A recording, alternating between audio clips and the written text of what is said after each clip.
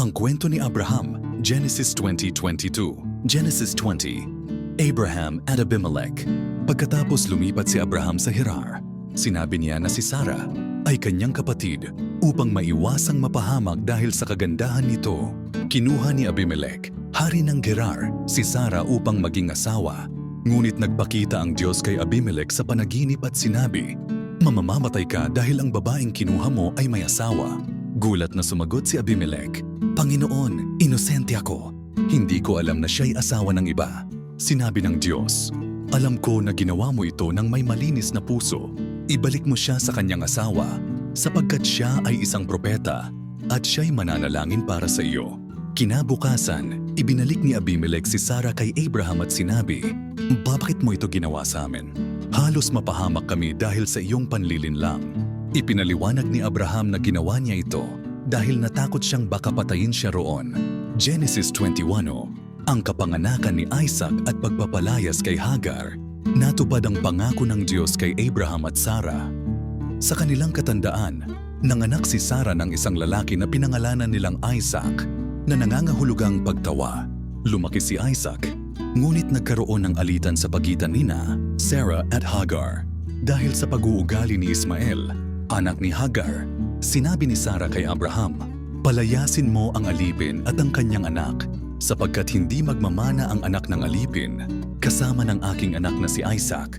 Bagamat masakit kay Abraham, sinabi ng Diyos sa kanya, "Makinig ka kay Sarah, sapagkat kay Isaac magmumula ang iyong lahi. Ngunit gagawin ko ring isang dakilang bansa si Ismael dahil siya ay anak mo."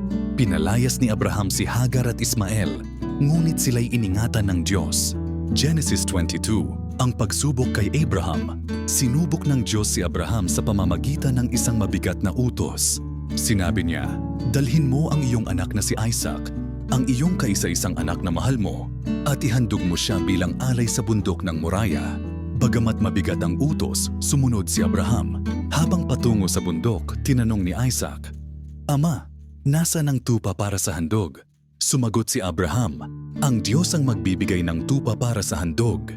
Nang dumating sila sa bundok, nagtayo si Abraham ng altar, itinali si Isaac, at itinaas ang kutsilyo upang isakripisyo ang anak. Ngunit tinawag siya ng anghel ng Diyos, "Huwag mong saktan ang bata. Ngayon ay alam ko na ikaw ay may takot sa Diyos." Nakakita si Abraham ng isang lalaking tupa na nakasabit sa palumpong, at iyon ang kanyang inihandog.